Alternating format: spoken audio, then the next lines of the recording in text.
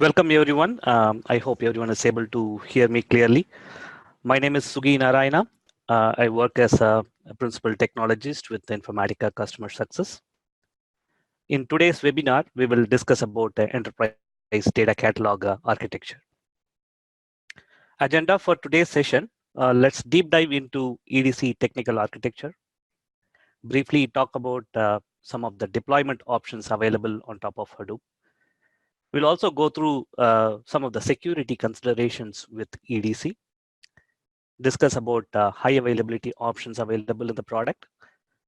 Then we can also briefly walk through the EDC services from my demo environment.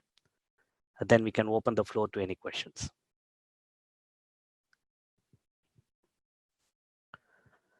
So the scope for today's discussion, the latest EDC version 10.4 is considered for the discussion.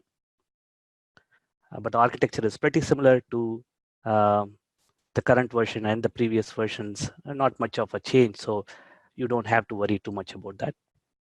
However, we will not cover EDC on cloud ecosystems like EDC on Microsoft Azure and AWS deployments. I do have some quick start template references put in as part of the end of the slide in the references sections. I hope that would help you to know more about those quick start templates that we have on Microsoft Azure and AWS. Before we get into the architecture, here is the vision for Enterprise Data Catalog. You can read through that, but simply our vision for Enterprise Data Catalog is to be the Google for enterprise data assets, providing a unified metadata view that includes technical metadata, a business context on the metadata, user annotations, relationships and lineage, and a lot of quality aspects on top of that metadata. Sorry, Sugi. Could you please adjust your mic so that I think your voice is breaking a bit. Okay. Yeah. Is it better now? Yeah. Okay. So let's move forward into the EDC architecture. So the enterprise data catalog has a bit complex architecture, I would say, but it is designed to scale perfectly for your future needs, right? So it is designed to extract and ingest metadata from your enterprise data sources into the catalog, build some relationships and lineage on top of that metadata, and also provide access needed for any external third-party applications to integrate that content, the catalog information, into their application through standard APIs. So EDC relies on Hadoop technologies to achieve this level of scalability, performance, and flexibility needed as an enterprise class application, because it is supposed to hold millions of information and serve thousands of requests at the same time as the user community in your organization is expected to grow over the time. So let's see what the application stack consists of, right? Starting from the storage layer. At the storage layer, we do use traditional relational databases for storing EDC's admin level details, resource configuration details, data domain rules, runtime stats, etc., as part of the model repository service database. That's what is shown as MRS in short.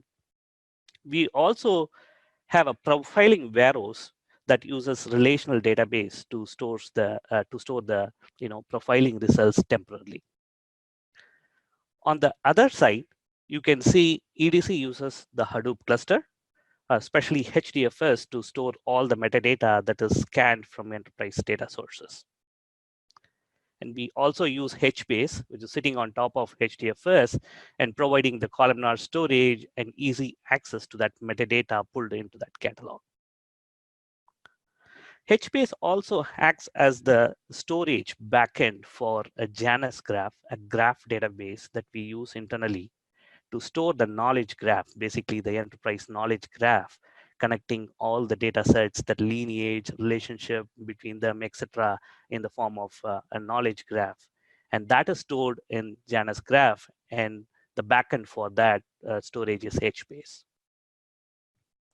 Let's move one level above. On the processing layer, we have the data profiling engine that takes care of profiling the data in your enterprise data source and provide the necessary data discovery aspects on top of that data asset, like things like uniqueness, value frequencies, and data domain to which this data set belongs to, something like PHI or PII, things like that.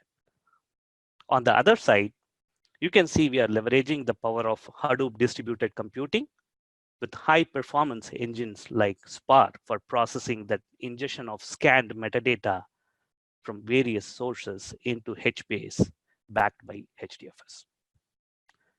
So given the volume of metadata that we are going to scan from various data sources that you have, and it's also going to be stored in HBase, you also need an efficient search and indexing engine to quickly look through that particular data assets that's stored in the catalog, find some relationship, and quickly provision the details back to the user.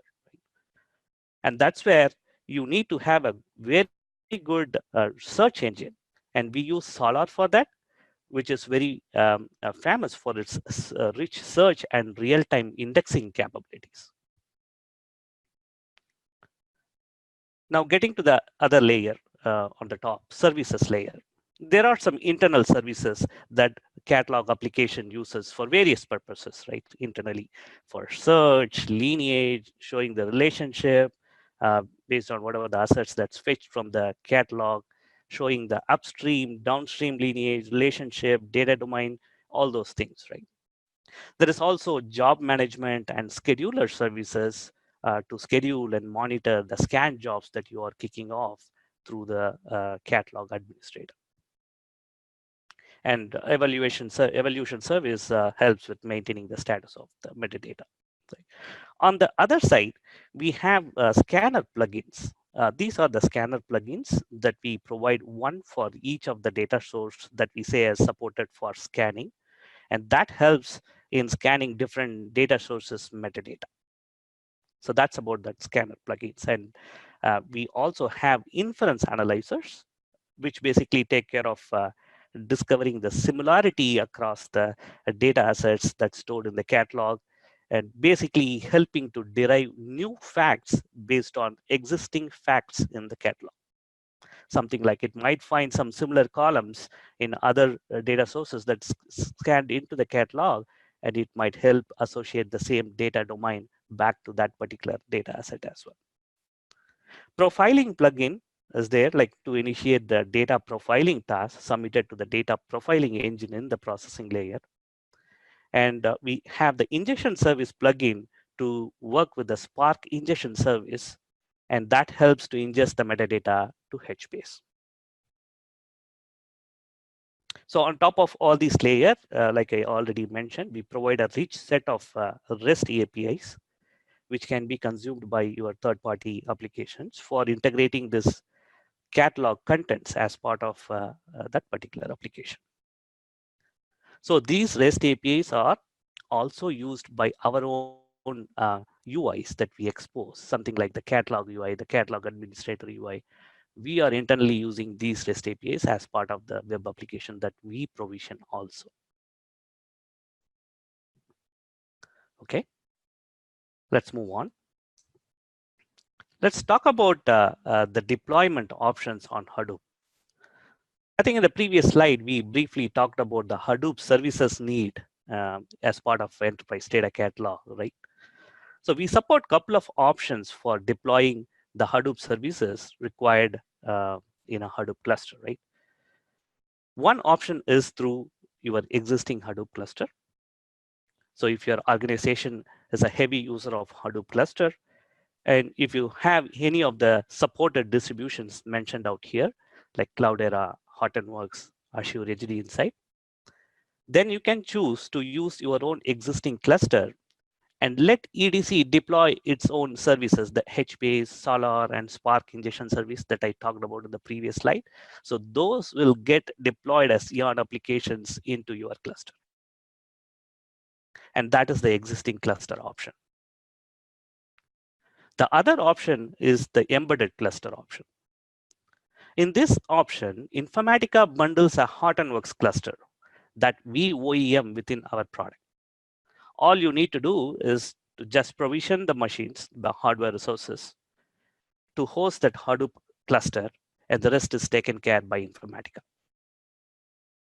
Basically, Informatica will deploy the Hadoop cluster, and then it will also monitor the cluster's health.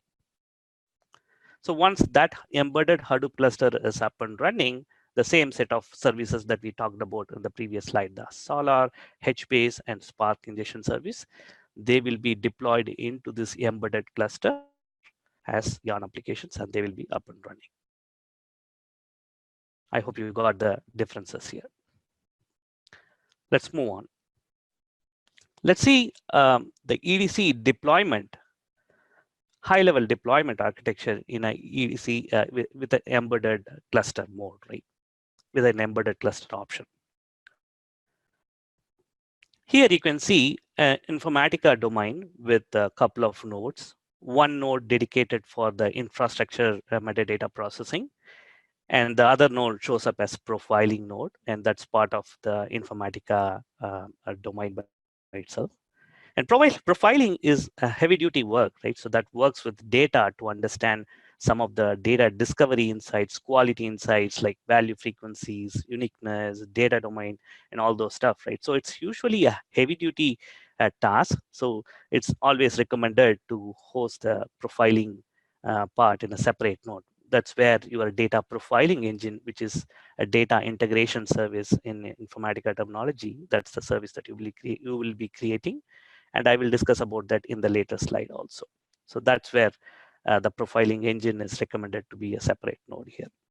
On the infrastructure and metadata processing services, you will have other basic infrastructure services like model repository service, Informatica cluster service, catalog service, content management service, all hosted there. I will talk about each of these services in the later slide when we talk about the services architecture. And with that, whatever the hardware that you have provisioned for deploying the Hadoop embedded cluster, so that's what is shown out here as the metadata embedded cluster. So this is the high-level architecture that's helping to extract metadata from the various source systems, so enterprise data sources that you have, be it a cloud application, a BI tool, or a relational database, data warehouse, DI tools, whatever it is. It's pulling in all these metadata and the profiling results, and it stores that in the embedded clusters, the HBase backed up by HDFS. Okay.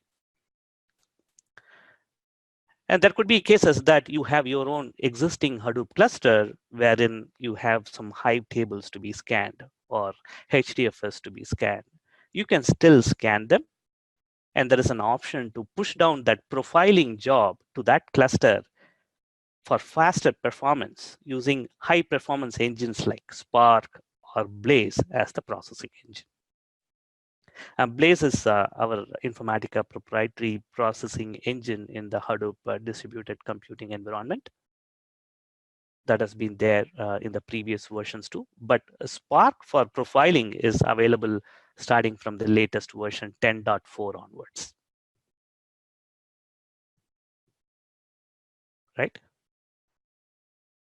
So let's move forward and do some comparison on the deployment options that we talked about with existing cluster and embedded cluster.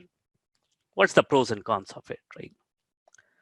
So first, let's go through the existing cluster. In case of existing cluster, if you are deploying your EDC services into your existing cluster in the organization, both metadata and data processing jobs are basically, you're running them in the same cluster.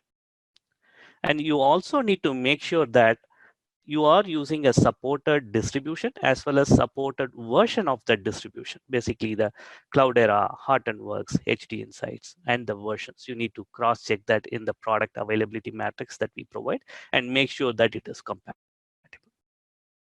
Additional cluster hardware is not required because your organization is already maintaining this cluster because you are a heavy user of Hadoop.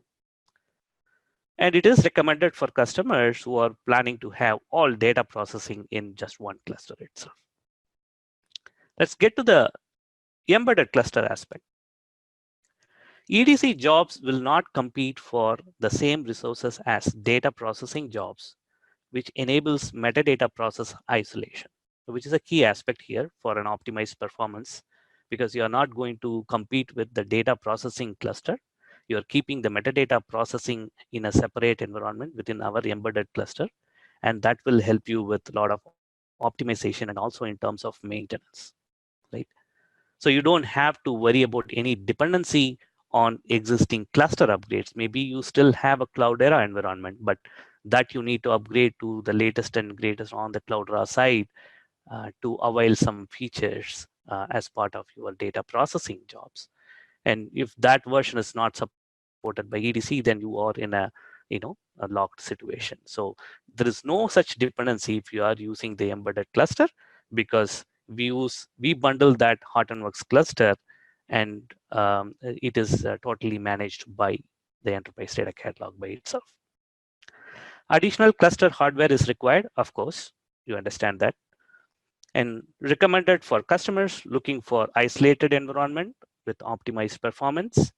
And it's also recommended for customers who don't have a Hadoop cluster in the organization, and even if they don't have the unsupported, they don't have the supported cluster distribution or the cluster distribution version.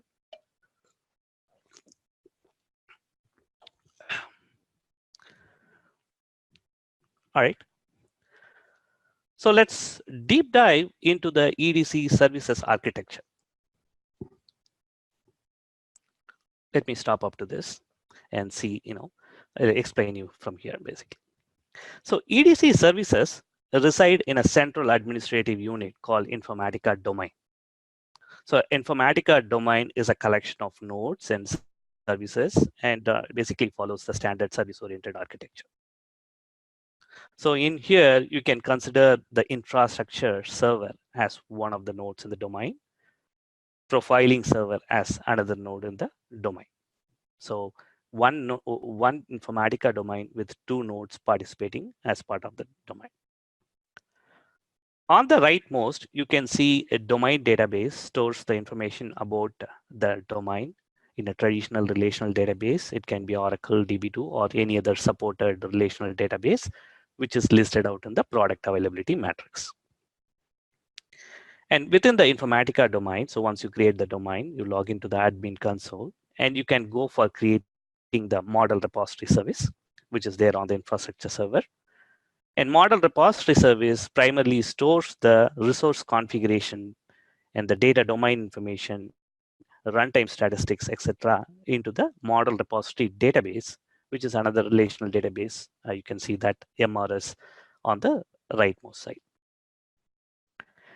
Then you can create the data integration service, which is our data profiling engine, and assign that to the profiling server node. So the node, it will be running on node profiling server. And this is the main processing engine that takes care of all the profiling and data discovery related aspects. So when you run the EDC scanner and you say that, okay, I need to have data discovery done on this particular data source, then data integration service is contacted to do that profiling job. Like I already mentioned, profiling is a heavy duty work. So that's the whole reason that's been dedicated with a separate server, and that is recommended. And there is also analyst service, which customers use for creating business glossary. And that glossary gets stored in the model repository service as well. And these business glossary terms can be scanned into the enterprise data catalog, and it can be associated to the data assets, so you get a better meaning or better understanding on that particular data asset based on your business term. Content management service is another application that manages reference data like address reference data, for example, right? And this is the reference data that will be used to cross-check while performing data quality operations on source data. And it uses data integration service to run that mapping. So up to this, it's a pretty standard set of services, which is already part of Informatica platform. And if you have previously worked on IDQ or BDQ environment, this must be pretty clear to you already. The new ones are the catalog service and the Informatica cluster service, which is shown in blue, right? These are specific to the enterprise data catalog application. Again, you are going to create them pretty similar to how you created model repository service or analyst service in the admin console. So in the admin console, you will go for creating the enterprise catalog service, Informatica cluster service. Let's start with the Informatica cluster service, right? The Informatica cluster service needs to be created if you choose to use the embedded cluster option for deploying the EDC services in Hadoop. And this service is the one which deploys and also manages a Hortonworks embedded cluster that we OEM within our product. And you can also use the Ambari UI directly to monitor the services that we have deployed within that Hortonworks cluster. So we basically deploy the Hortonworks cluster with minimal set of services needed for enterprise data catalog to work. Things like HDFS, Zookeeper, Yarn, Ambari metric service, MapReduce, and things like that.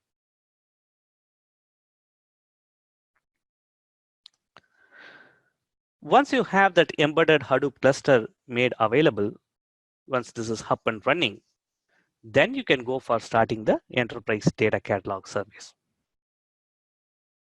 So the catalog service, as part of its startup, will go for deploying the 3 key Hadoop services, which we have been talking about all along, right? The HBase, Solar, and then the Spark ingestion service, which is shown in green here.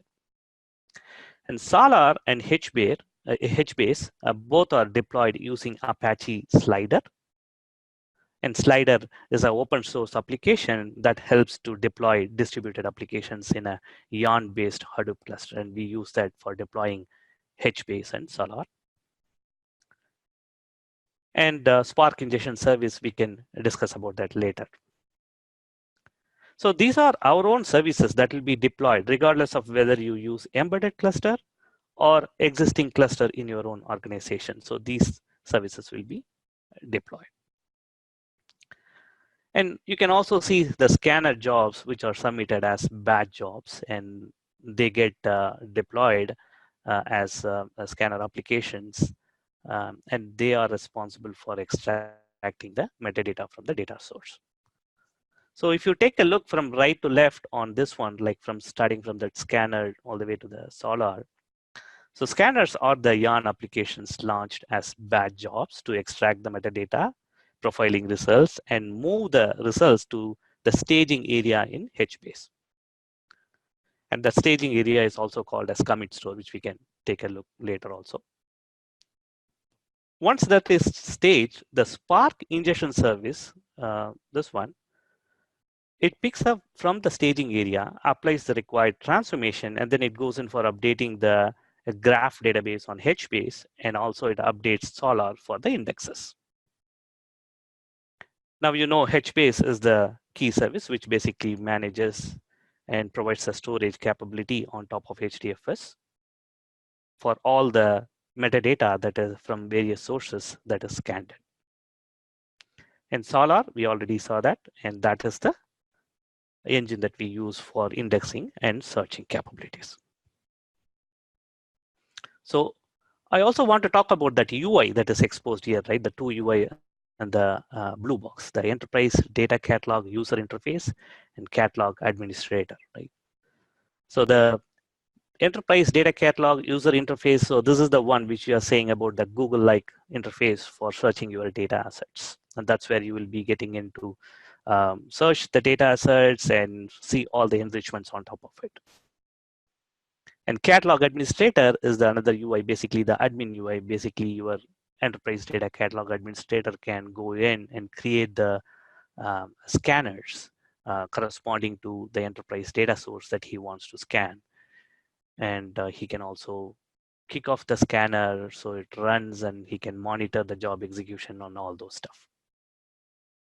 Basically for admin related activities on the catalog administrator. So now this is the architecture that helps to scan the wide variety of data sources in the industry. The enterprise data warehouse or applications in cloud, business intelligence tools or the DI tools, or any file systems, unstructured, structured data, whatever it is on the layer. Now, you can also, like I already talked about, you may be having your own Hadoop cluster too, and you might want to scan some Hive tables in the Hadoop cluster or HDF in the Hive cluster. And that is where that is possible too. Basically, you can scan the metadata from Hive table or HDFS. And for the profiling on these tables, you can also use the push down capability from to push down this profiling job in Spark mode or Blaze mode, which we talked about earlier itself. And Spark mode is available only from version 10.4 onwards. So that completes the EDC services architecture part. But let's go ahead and see what happens when you kick off a scanner, right? What's the internals on the scanner process? So you're basically trying to run a scanner on a particular data source, and what happens internally. When you run the scanner for a data source in a catalog admin, the scanner framework launches an application on Yarn. And the application gets the scanner configuration details from MRS. Then the scanner application spawns a scanner agent, and that extracts the metadata directly from your source. Or in some cases, we also use a EDC agent, catalog agent, that's what you will see it. And that's a lightweight MIMB based bridge that we use for some of the data sources like business objects, QLIC view, SSIS, etc. And that also helps to fetch the metadata. So it can be either one of these cases. So it's like, okay, I have an Oracle database and I can directly go through the scanner agent. And let's say if it's a BO that I'm trying to scan, it's going through the EDC agent sort of. If you have enabled data discovery in your scanner configuration, then the scanner application sends a request to the data integration service to run profiling on that data source. And DAS basically stores that profiling results in the profiling warehouse marked as PWH, the relational DB that we talked about earlier. And that's a temporary area. Now, the scanner process reads that profiling results and it basically moves that out of that profiling results. And once all the metadata scanning and everything is completed, it basically goes in for pulling all those metadata and the profiling results, and it loads that into a staging area in HBase. It's also called the HBase commit store. Once it is loaded in the staging area, the Spark ingestion service that goes in for reading that metadata from the staging area, and it applies some transformations on top of it and relationship on top of it. And then it updates the graph database on HBase and Solar with the index. We also have system resources that infers new facts based on the facts that is already persisted in the catalog. And it goes in for pulling that information from the data assets in the catalog and infers the new facts. And then it uses the ingestion client to again stage it back in the HBase commit store, which is the staging area. Now the Spark ingestion service will fetch that one again, apply the required transformation, and then persist it into the graph database on HBase as well as Solar with the indexes. So this is kind of a loop there, and it's a constant enrichment of the data asset. Something like, okay, I already scanned a data asset with a few columns, but I see a similar columns which is already present in the enterprise data catalog. Then I can use this services to propagate the similar domains on top of the other data assets too. Functionally, they're also internally called as similarity discovery and data domain propagation system resources or scanners. If you go through the enterprise data catalog administrator, you will see those system scanners which are scheduled to run automatically.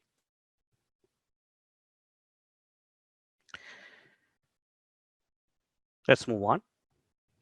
I just wanted to show that particular ingestion flow, the looping part only with a better picture here. So that's why I got this one.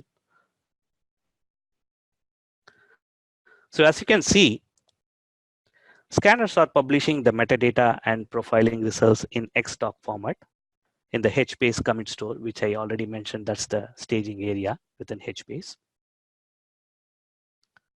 The Spark ingestion service picks up those batch of documents and processes them, and then it goes in for updating the graph database on HBase, which I mentioned, the Janus graph that we are using. And also it updates the Solar with the search index. Once that is done, the propagation and inference services, which I already mentioned that we use internally, retrieves that fax, which is already there in the catalog, infers new fax based on some rules, and then submits a new fax back to that staging area, which is our HBase commit store. Now Spark ingestion service is going to pull that and do the same operation. So that's the looping part, which I basically wanted to explain with this slide.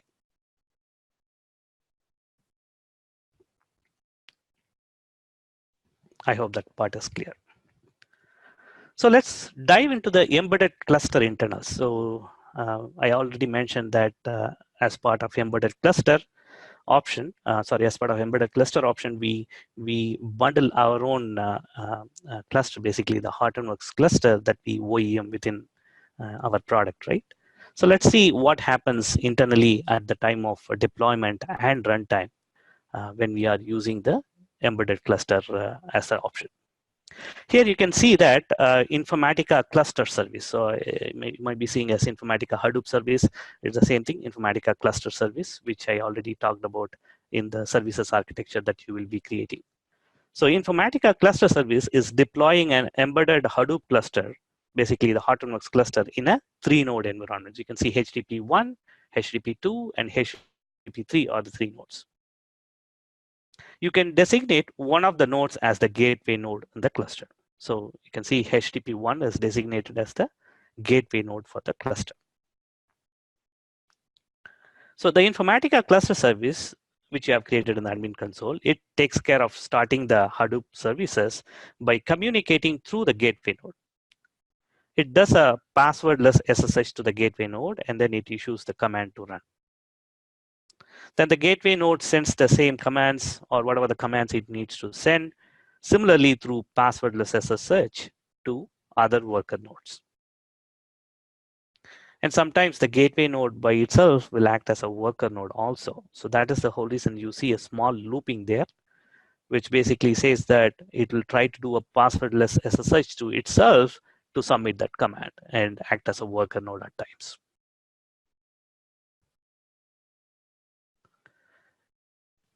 And sudo privileges are required only at the time of installation, but you can remove the sudo privileges once you are done with the installation too. There is an option for that. So that's the internals at the time of deployment.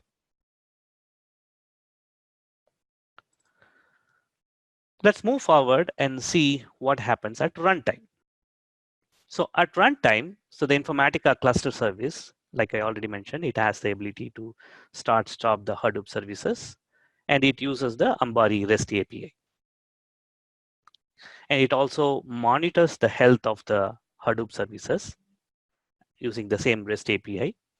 And that is possible because you have Ambari metric service deployed as part of the Hortonworks cluster.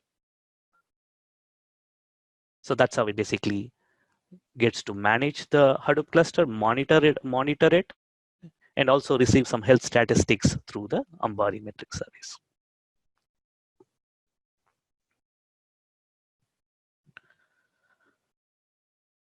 That essentially covers the architecture part of it. So let's move ahead and talk about some of the security considerations with enterprise data catalog.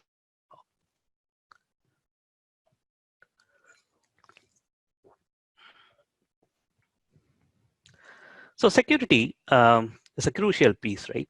And catalog metadata may be treated with high risk. So let's see how security is handled within the product at different layers, right? Like application layer, communication layer, storage level, things like that. So at the communication level, we have SSL enabled for the external endpoints, and even the internal services communication is secured if you're enabling a TLS for the domain.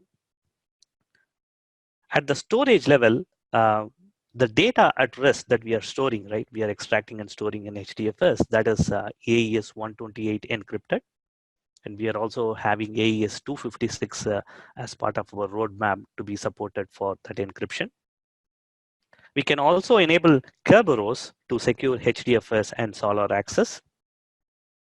The passwords that you are configuring for these scanners as part of the catalog admin console, right? And which is getting stored. So that is also getting encrypted using the side key that you are configuring at the time of domain creation. And at the application level, we have permissions, privileges that can be assigned to control who can access the catalog service and what level of access they have on the information stored in the catalog. So it's all secured at all three layers. Let's see some more details on that in the subsequent slides.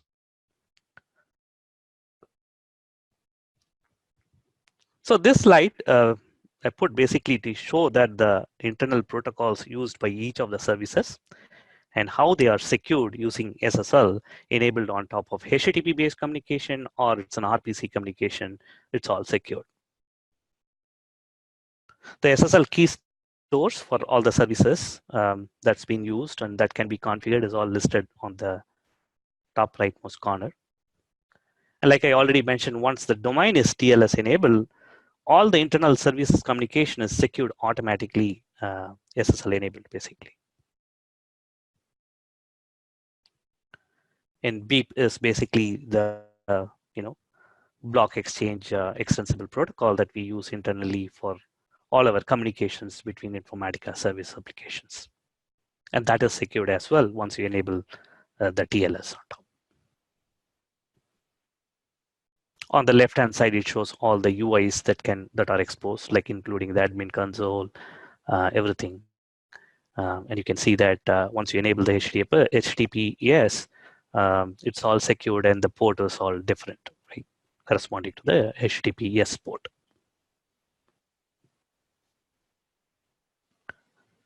And you can also see that just as an example, when the scanner deploys a scanner on application and it uses HTTPS for the communication, but when the scanner's yarn application sends the response back to the scanner framework on catalog service, then it uses RPC, and that's also secured basically. And that applies for each and every level. I don't want to go through every one of them.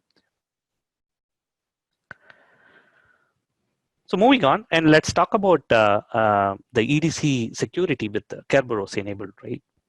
And this slide shows the behavior with Kerberos enabled in the Hadoop cluster. I don't want to confuse too many things on this one. These are all the internal operations, but the main thing that I want to highlight here is we support MIT Kerberos as well as Microsoft Active Directory as the KDC service, the key distribution center servers. So the cluster can be either an embedded cluster or an existing cluster that is enabled for Kerberos. In both the cases, the HDFS directory is secured by the service cluster name user that you basically go for specifying that, and that will be used as the service principal name. And the principal corresponding to that particular service principal will be present in the key tab file. So just make sure that you are able to key in it and generate the ticket for that service principal before you start the catalog service. And this is the same service principal user that will be used for starting our own services like the HBase, Solar, and Spark services. So everything will be running with the same service principal user. So it gives the protection both at the HDFS storage level, um, where the data is already encrypted and stored, and also at the service process level because the service processes are running with the service cluster name user that you have provided.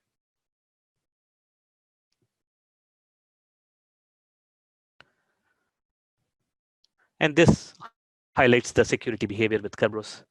The first part is something which I already talked about now, how the HDFS and directories are restricted to access only by the service cluster name user, and the HBase, Solar, Spark ingestion service, and even the scanner jobs, right? So that you are going to kick off, which is like batch job that's going to run, extract the metadata, complete, and then move off, right? So that is also going to run using the same service cluster name user. The main thing that I want to highlight here is EDC is not supported on Kerberos enabled Informatica domain. And some of our government customers, they require this for end-to-end security, even with the Informatica domain. So they want to Kerberize the Informatica domain by itself. Note that EDC is not yet supported on Kerberos enabled Informatica domain. But this is soon coming. This is on the roadmap as well. And EDC can also scan Kerberos enabled data sources. So your data source can be Kerberos enabled too, in which case, as long as you provide the right key tab and then basically the service principal as part of the key tab, then EDC can scan metadata from that data source as well.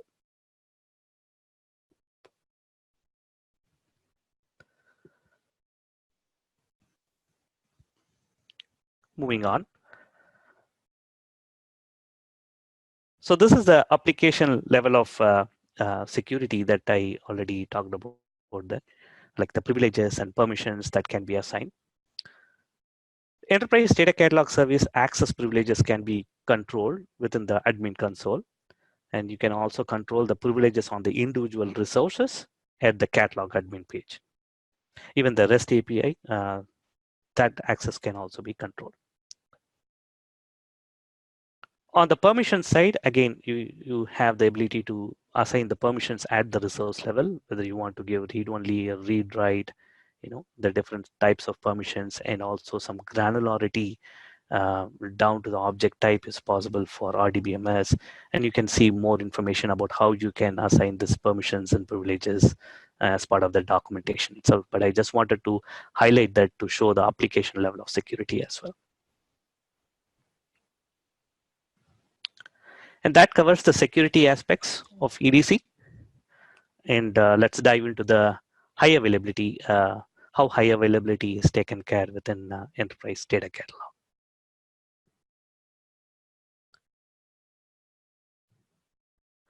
So because EDC services are getting deployed as part of the Informatica platform, and Informatica platform has been there for quite some time now, and all the benefits of the services, failover, high availability, everything is automatically derived or leveraged as part of the new catalog services like Informatica cluster service and then the catalog service. So it is very highly recommended to have a multi-node domain, so you can have the ability to assign the service with one node as the primary node, the other nodes as the backup node. So in case of any unexpected failures, the service can automatically fail over back to that backup node and continue the processing from there.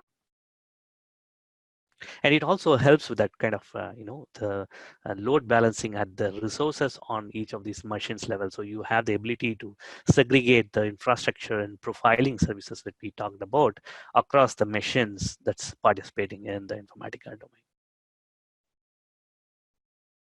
So all the services that can be configured with the high availability is listed out there. And on the right hand side, you can see that I have a two-node domain, two-node Informatica domain, in which I have assigned like the MRS, which stands for the Model Repository Service, DAS for Data Integration Service. I've assigned them as like one node as primary and another node as backup. And similarly, catalog service and Informatica cluster service can also be assigned with primary and backup nodes. So that's on the services side of it with respect to the high availability. And what about the cluster? So this slide talks about the embedded clusters high availability, right? So when I say embedded cluster, we already discussed the Hortonworks cluster that we bundle and OEM within our product. So how is that made highly available?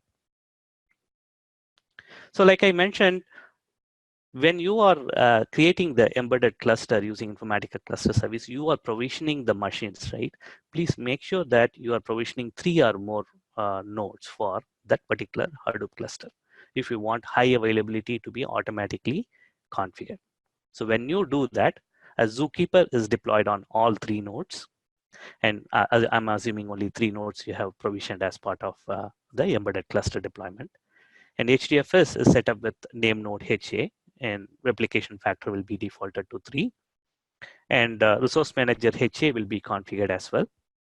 And if one of the services or the node goes down, and the service application will automatically start on another node.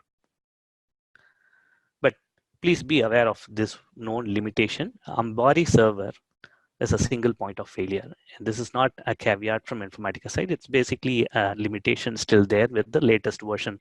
Let's say even with HTTP 3.1, we still have this Ambari server single point of failure, which means if Ambari server goes down for any reason, or the entire gateway node where the Ambari server is running, if that goes down for any reason, the Informatica cluster service and the catalog service will go down as well. And we can address this as soon as Hortonworks addresses this single point of failure as part of their versions.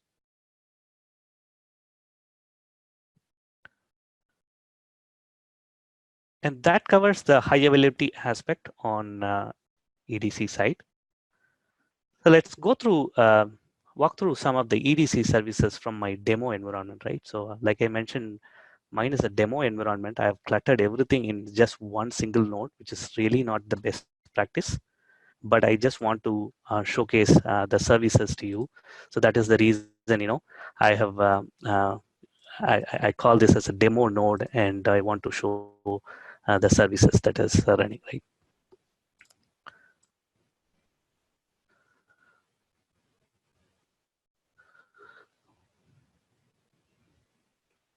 This is my admin console, basically the Informatica domain. I'm logged into the Informatica admin console, and here you can see that I have the data integration service created, the content management service created, and I also have the catalog service created, and ICS is my Informatica cluster service, and the key repository service, basically the model repository service, is also created. I also have analyst service running here, right? So all these services are running. And maybe if I go to the services level, and like I mentioned, this is a 1 node environment. That's why you see just 1 node over here. And basically for the Informatica cluster service, if my cluster has some critical alerts, it basically shows those alerts also. HDFS is not having enough space and things like that, because it's a 1 node environment. So that's why you're seeing all these things basically. And catalog service is basically associated to that particular cluster service, the ICS 1040, which is my Informatica cluster service. And with all these things done, if I go to the catalog service exposes the 2 URL. One URL for the LDM catalog, basically your Google-like interface for accessing your enterprise data assets. And the other one is the admin UI for the catalog administrator, which is what I opened up here. So this is the catalog page. I have a custom homepage created here, so that's why it shows like this, but otherwise you will see this one. And you can just go for, just search on some things, and you will get all the, the catalog metadata and all the assets, keys, and whatever the domains it belongs to. A data domain, it could be a salary or job position, things like that, right? And on the catalog administration, so this is where you go for creating your resources and kicking off your resources for execution, all those stuff, right? So if you open that, you'll be able to see all the resources. And there are some out-of-the-box data domains that Informatica provides itself, so which can help you identify something like city or SSN or country, lot of out-of-the-box data domain rules for you to quickly get started. And so this is where all the resources are defined, and I can just open up any resource, which, let's say, for example, Oracle resource, and I can go ahead and run this resource. And all the settings are provided here. And in the morning, I just executed one, so that got completed, and you'll be able to monitor the resource execution under the monitoring tab. But if you want to get into the embedded Hadoop cluster and see what happened to it, that is possible too. And that is where I wanted to show that Ambari UI that we basically, which is basically connecting to the Hortonworks cluster that we are deploying basically. And you can, like I already mentioned, it's deployed with the minimal services like HDFS, Yarn, MapReduce 2, Zookeeper, and Ambari Metrics, which is basically sending all the cluster health information back to the cluster service.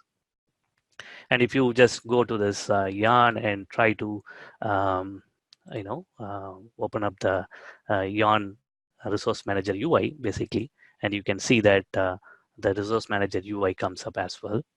And within that Resource Manager UI, you can see that, okay, all the three services that I talked about, HBase, Solar, and Ingestion service, these are continuously up and running. Like I already mentioned, Solar and HBase are deployed using Apache Slider, and that's why it shows the application type for the tap master as Apache Slider. And the ingestion service is a Spark-based ingestion service. Right? And if you also get to the applications, you'll be able to see the scanner job that I kicked off for, let's say, Oracle Employee History, which I kicked off in the morning and it completed. Just wanted to show it to you guys. These are like batch scanner jobs, right? And that will be like EDC scanner job application type. Right. So with that, it covers my demo.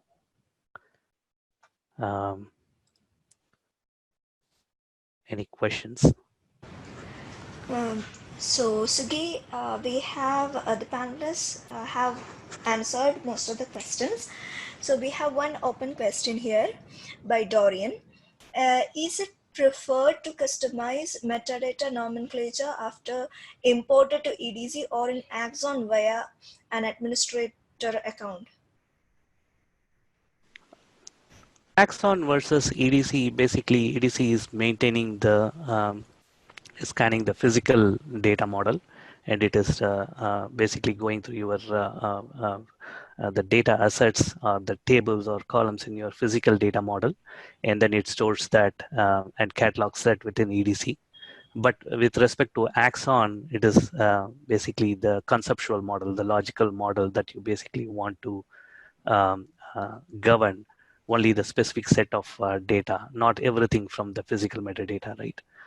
So it's only the logical model on the Axon side.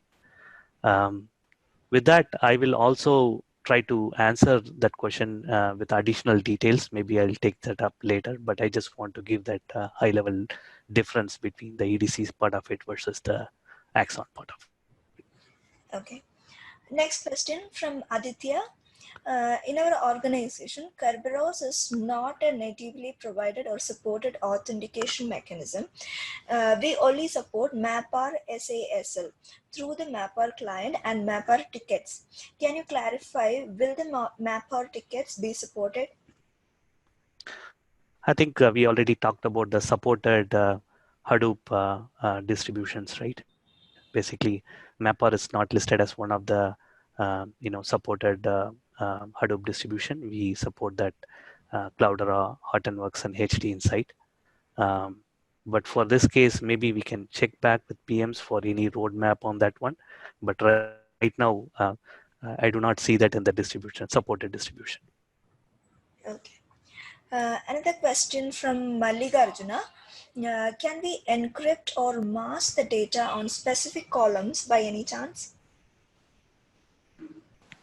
Data masking is a capability that is available, but I am not an expert on that. But I'll try to add more details for that question offline and send it to the customer.